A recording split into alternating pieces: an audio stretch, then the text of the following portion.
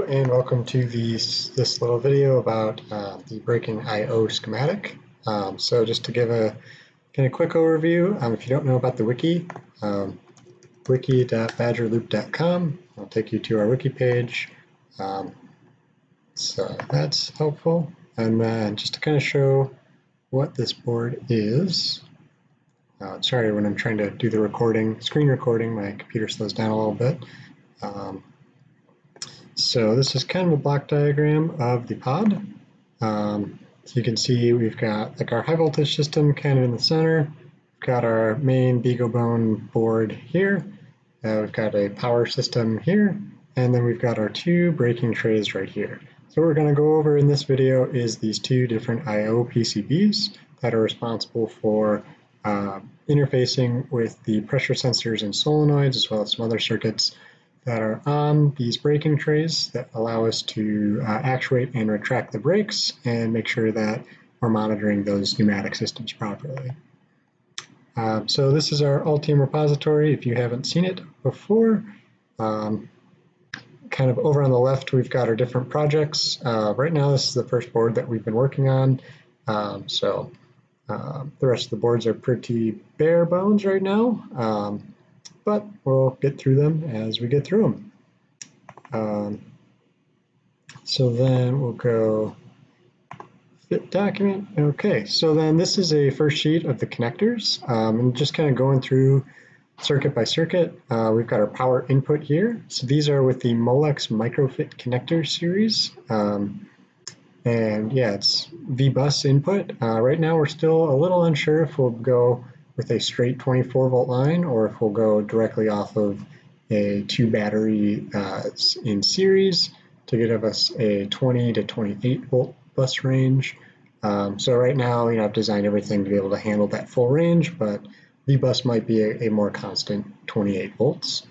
We've got our UART connection here. So again, this is a MicroFit connection. Down here we have two headers for solenoids. We broke it up into two headers rather than going with a single 20-pin header, as the connectors get more expensive as the more components more circuits that you have populated, and there's a good chance we'll only use like up to 4 solenoids on a single breaking tray. So there's a good chance that this connector will just end up getting not populated. This is another header for the pressure sensors. Yeah, we've got our excite, our return, and a ground for each of the circuits. Some of the circuits only need a excite and a return, depending on the configuration of the actual pressure sensor output, but we designed to be kind of generic for that. So we give the extra ground where we might not need it for current output sensors. And then we've got another header for our thermistors. Thermistors are like temperature sensors. Down here, we've got some fiducials and mounting holes. So fiducials are kind of like a bare copper that's on your board. So if we are able to do some automated testing, then we'll place on the corners of the board. As you can see, we have 6, so we'll go 4 on the top, 2 on the bottom. Hopefully we don't have to place any components on the bottom, but just to have that flexibility. And then mounting holes, the 440 screw mounts, so just kind of standard board mounts. We'll go with like the non-plated through holes for these guys. Yeah. So then with this video, I'll just kind of go through each of the subcircuits that we have and go from there. So this first page, first few pages will be all of the power systems, and we're still going through schematic review on this, so there might be some slight changes between what you're seeing in this video and what you end up seeing on the actual schematics that get released and get built. And this is also their first revision, so anything can happen when we find out issues and go from there. So again, these are kind of work in progress schematics, but they're fairly mature. So what's going on here is this is a series damped filter. So this is just a bus filter for EMI, which is electromagnetic interference, as well as just kind of filtering out some like high frequency noise that we wouldn't want to get coupled onto the rest of our circuitry. So then this circuit is a current sense amplifier. So if you've taken like ECE 230 or just remember stuff from like high school physics, so we are able to measure how much current that's coming through this path that you can see with the mouse.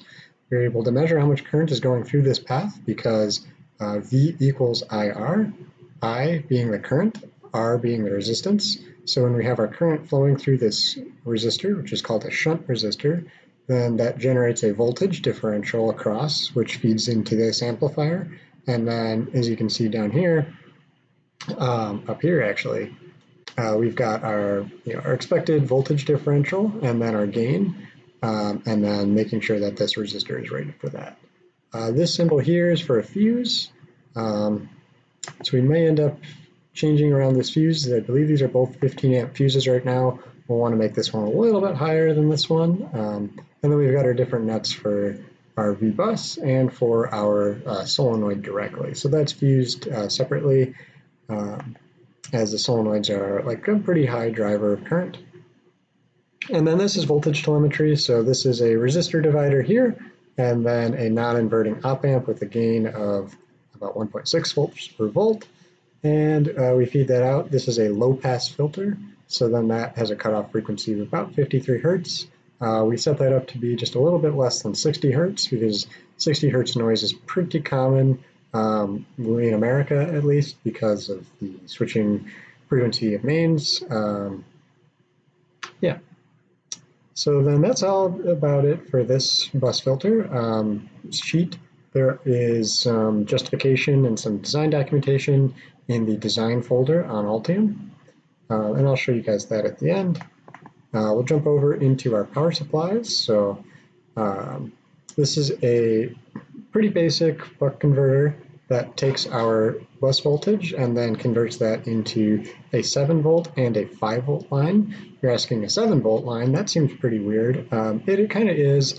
The main reason for the 7 volt line is the microcontroller, which we'll show later, takes in an input range of about 6.5 volts to 12 volts, not a 5 volt range. So we needed something to kind of buck that down. Might end up adjusting this a little bit more, but with the bus a little bit in the air, yeah, we ended up with 7 volts at the current moment. That might change to like a 7.5 volt supply, and that's really just for the microcontroller. I won't get into too much about how this buck converter works, but basically there's a FET internal to this chip, and then that switches on and off, and then this inductor kind of smooths out the voltage change so that with our duty cycle, we turn on and off the bus voltage input at a certain rate, and then that allows us to get a nice clean 7 volt output while still being fairly efficient. You'll ask, what's the difference between the 7 volt and the 5 volt supply? So the main difference is this resistor divider here. You can see the math for the resistor divider tells us what our nominal voltage is, and you can see R12 is a 3.24K resistor, while R22 is a 1.8K resistor.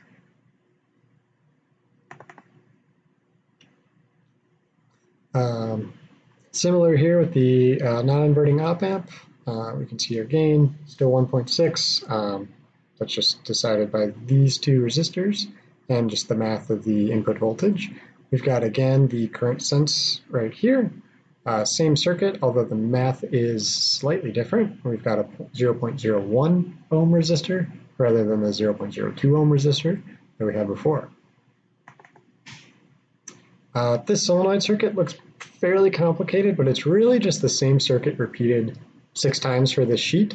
And kind of the idea is we drive this solenoid enable signal from a I/O expander, and this is what we actually are using to command the solenoids to turn on or off.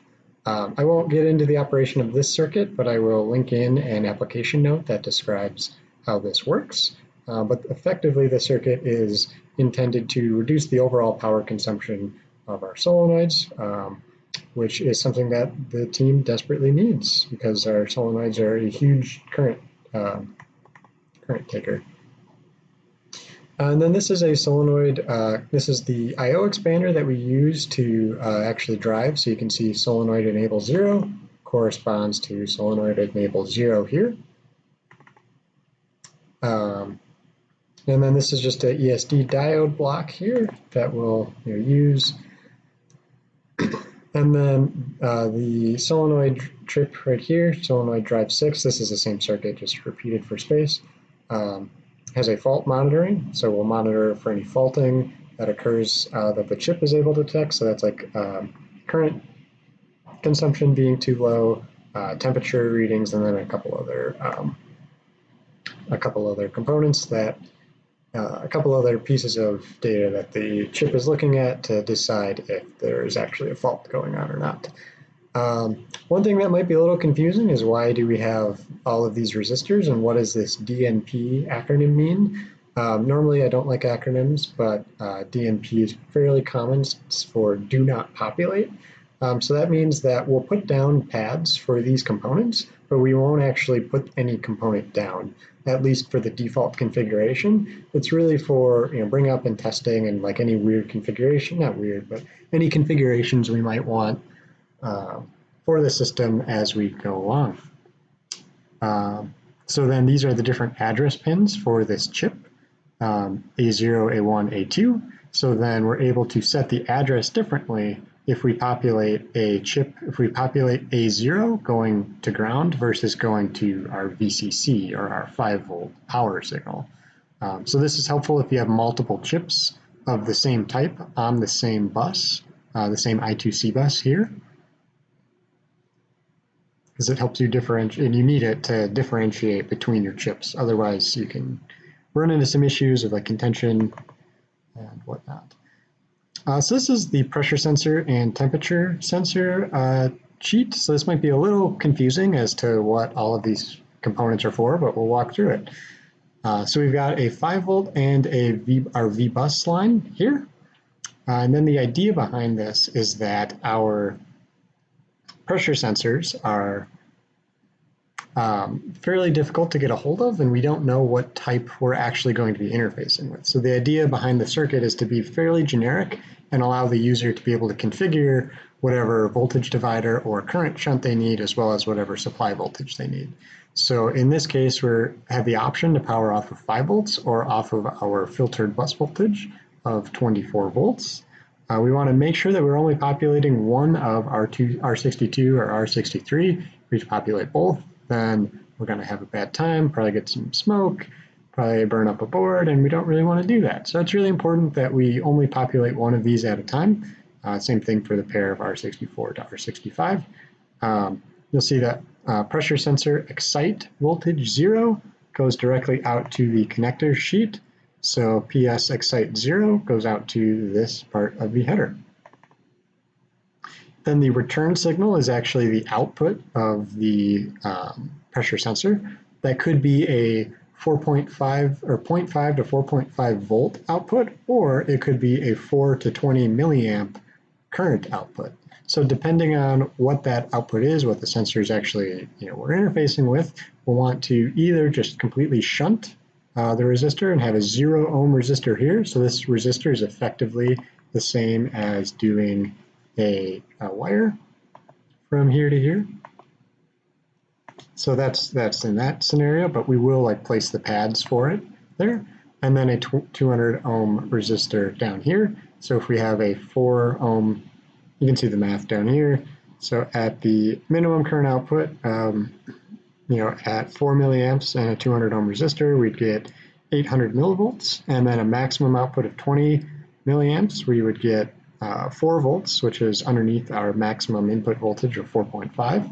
And then right here, we just have a really simple low-pass filter with a cutoff frequency of, again, like 53 hertz. I think most of the low-pass filters on this board are with these same components. So the idea is that we want to filter out any high-frequency noise before we send it over to the actual analog to digital converter that the microcontroller will read and spit out.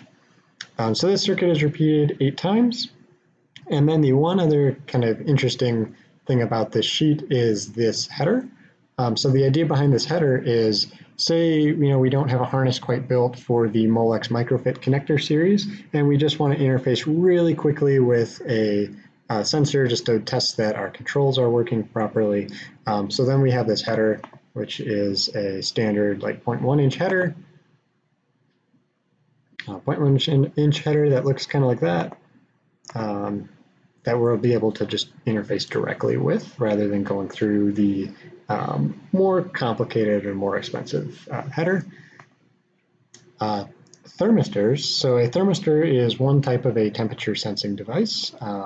So we have a couple options here. So we have our input voltage, we have a top resistor for the resistor divider, then we have the option to either use a board mount thermistor, or we could use a externally mounted thermistor that might measure something on the braking system. That is still to be determined. So that could possibly be the like the tanks, or if there's a valve that we're worried about, or just any part of the braking system that we're worried about temperature on, we'd have the inputs for that here.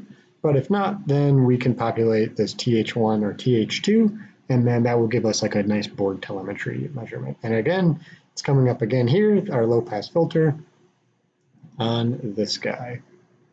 Telemetry. So this is a analog to digital converter that is I believe it's a 12-bit ADC with 8 channels that we're able to record we're able to collect all of the telemetry coming off from the pressure sensors, as well as coming from the different voltage rails and our thermistor. This is a reference voltage, so this takes our 5-volt line, which, while we did a fairly good job of keeping it less noisy, I believe the expected peak-to-peak is less than 10 millivolts, we still want to have a really precise reference voltage. We want to have a really precise reference voltage for our ADC, because if it doesn't have anything really good to compare to, then we can run into problems and just not have as accurate of measurements as we could possibly get. Sorry, just cleaning this up. A good bit of schematic design is like just attention to detail and just making things clean so that they're easier to read later on. So I'll do that. I'll do the rest of that later. And then down here, very similar. Same circuit kind of repeated, just with different telemetry channels. Couple of notes here. So we have our V reference. We've got our I2C lines, which I have DNP resistors for right now. That's more, don't plan on populating these, but in case something's out of the bus, we can debug a little bit more. We've got our ground. We've got our input voltage of 5 volts. Then we've got an interrupt signal that we've got routed to our microcontroller. And then we've got 2 address pins. So these address pins are fairly interesting because they are supposed to be able to have either pull down, pull up, or floating, and be able to detect that there are 3 different states on the address pins. So we're going to stick with pulling down or pulling up as much as we can and not really rely on the floating. You can see, like, here's an example where I wasn't lazy and I actually put in the actual address D1 hex 1D and hex 1F for the different configurations. So you can see on this top, U19 and U21 are the same chip, so they need to be differentiated, and the way that we differentiate them is through the address pins. So down here, A0 and A1 are both tied low. Our pull-up resistors to 5 volts are not populated, whereas here, our A0 is pulled up while our A1 is still pulled down. So then that gives us our different address here. And just while we're at it, add a title for this sheet, ADC. ADC stands for Analog to Digital Converter. And then this sheet is a fun one. So this is a watchdog and reset controller. Won't get into too much detail here, but the idea is we want to be able to we want to be able to reset our microcontroller and our I/O expander in the case of like losing connection with the main PCBs.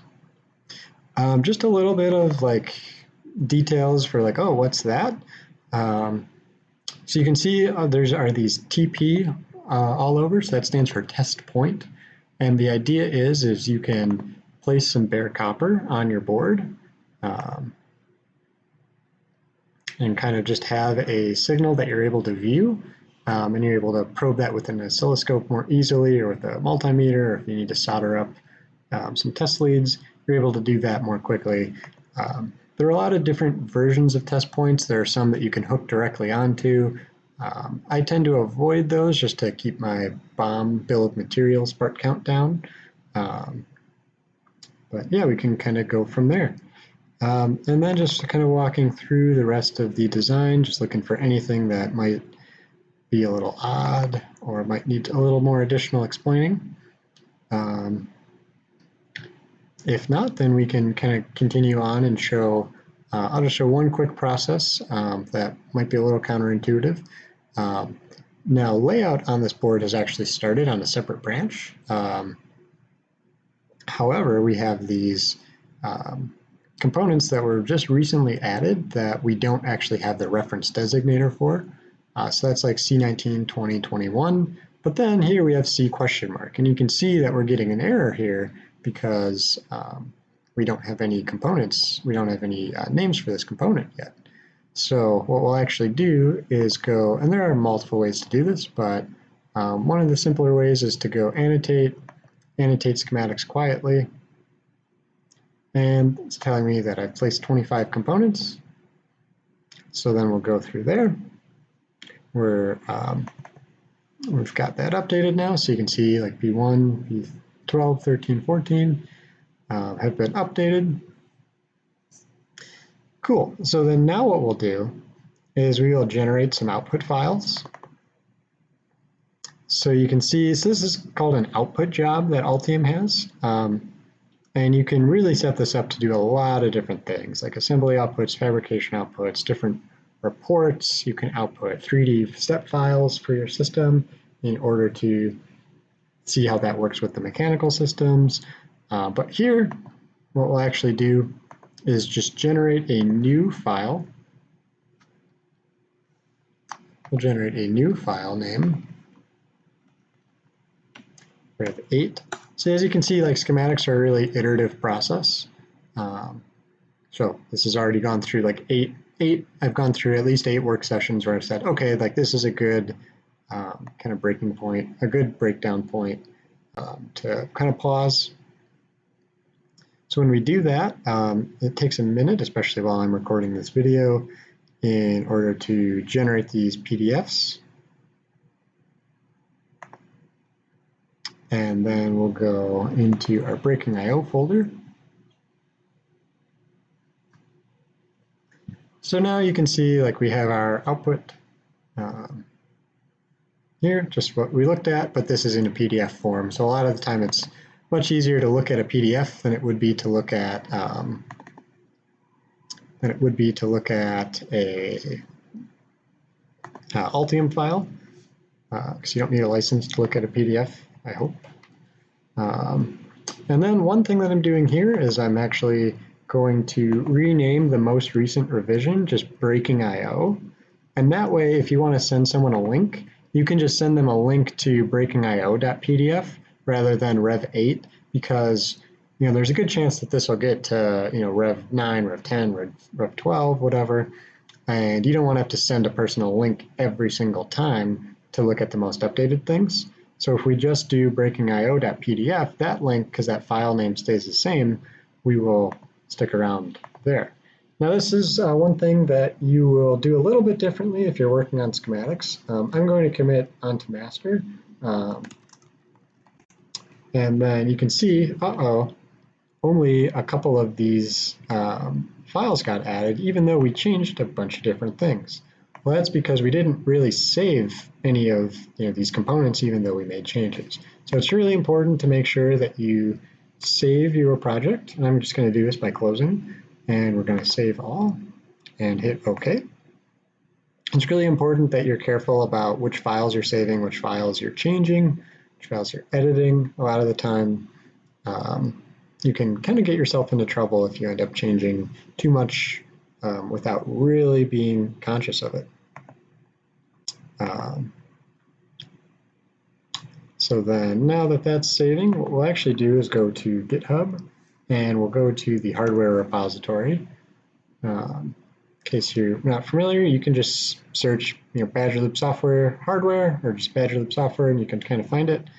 You can see the last commit I made was 27 minutes ago, probably just before this video started. And we'll do a git status. Now we can see we've modified more files. And we'll do a git add. In this case, I've looked over all of these changes and I want to add all of them. So I'll do git add star. And then I'll type git status. Okay, so we're seeing that we want to stage these commits to be committed.